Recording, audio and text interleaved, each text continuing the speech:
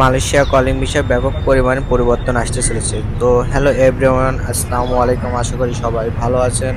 বরাবর ন্যায় আবারও চলে আসলাম মালয়েশিয়া কলিং বিষয়ে আপনার ভিডিও নিয়ে। তো হ্যাঁ বন্ধুরা, ইতিমধ্যে আপনারা অনেক কিছু শুনেছেন যে মালয়েশিয়া কলিং ভিসা নিয়ে ব্যাপক একটি পরিবর্তন আসতে চলেছে। তো নতুন নিয়মে নতুন সিস্টেমে কর্মী নেওয়া হবে। তো আপনার অনেক ভিডিওতে আপনার ইম্পর্টেন্ট কোনো কিছু আপনার কথা বলবো, অবশ্যই আমাদের ভিডিওটি স্কিপ না করে সম্পূর্ণ ভিডিওটি দেখবেন এবং আমাদের চ্যানেলে যারা নতুন আসছেন আমাদের চ্যানেলটি সাবস্ক্রাইব করে বেল বাটনটি বাজিয়ে রাখবেন এবং নতুন নতুন আপডেট পাওয়ার জন্য আমাদের সাথে থাকবেন। তো চলুন ভিডিওটি শেষ পর্যন্ত দেখবেন। তো চলুন জেনে নিই কী পরিবর্তনটা আসতে চলছে। তো আপনারা অনেকে কিন্তু জানেন না, আগামী 11ই আগস্ট বাংলাদেশে যে প্রধান উপদেষ্টা ডক্টর মোহাম্মদ ইউনূস মালয়েশিয়া সফরে যাবেন।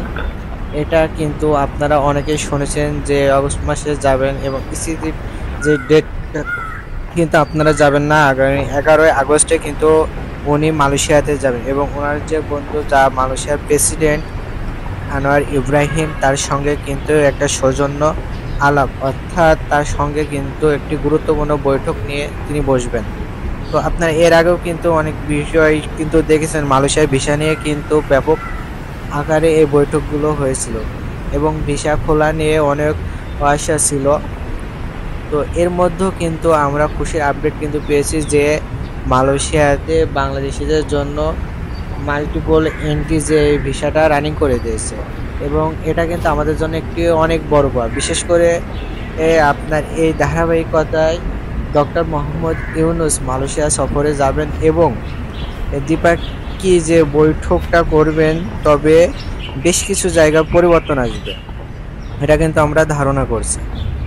আগে যে আপনার মালয়েশিয়া কলিং ভিসায় যেত, অর্থাৎ কর্মীগুলো যেভাবে যে সিস্টেমে যেত এজেন্সি বা সাব এজেন্সির মাধ্যমে, অর্থাৎ বিশাল একটি ফ্রড বা বাংলাদেশে এটা কিন্তু বিশেষ করে বেশি থাকে এবং মালয়েশিয়াতে কর্মীর কোম্পানিতে 2 নম্বরে কিন্তু সংযুক্ত।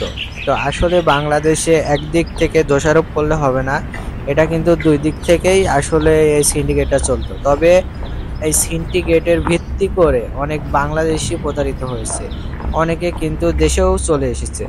তো এই সম্মেলনের মাধ্যমে আশা রাখবো যে মালয়েশিয়াতে কলিং ভিসা সরকারি মাধ্যমে এবং সরকারি অনুমোদন রেটিং এজেন্সির মাধ্যমেই মালয়েশিয়ার কর্মীগুলো যাবে এবং আশা করছি অবশ্যই যাবে এবং যে প্রধান উপদেষ্টা যে সফরে যাবে সেই সফরের অপেক্ষাতে আমরা থাকবো। এটাই হচ্ছে আমাদের বড় আপডেট। আগস্ট মাসে 12 তারিখে ইনশাল্লাহ প্রধান উপদেষ্টা আমাদের মালয়েশিয়াতে যাবে এবং বৈঠক করবে এবং নতুন এজেন্সির মাধ্যমে আপনার সরকারিভাবে মালয়েশিয়াতে কর্মী পাঠানো হবে এবং আমরা অপেক্ষা করি 12ই আগস্ট পর্যন্ত কি হয়।